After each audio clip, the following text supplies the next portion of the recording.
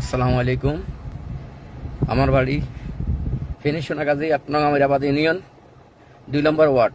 আমার এলাকা পুরোটাই ডুবে যাচ্ছে, পরিস্থিতি খুবই খারাপ হয়ে যাচ্ছে।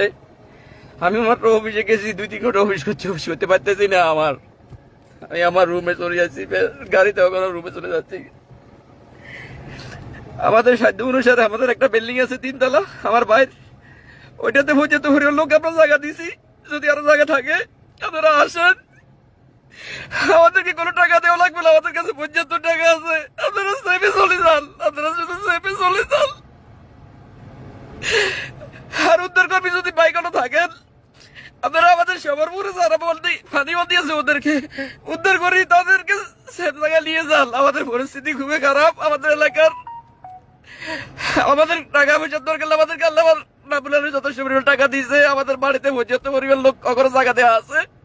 আমার ভাইয়ের বিল্ডিং এ আমরা বিল্ডিং কমপ্লিট করতে পারি না, ২ তলা ৩ তলা, ওখানে লোক জমা আছে। তারপরে যা পারে আরো যদি জায়গা থাকে আপনারা যান, ওইখানে যান। আমার এই মতে বলার মতো ভাষা নাই, আমি শুধু লাইভে আসছি আমার এলাকার লোকেরা যেন দেখে, এই জন্য আমার আর লাইভ করার মতো চাচ্ছে না।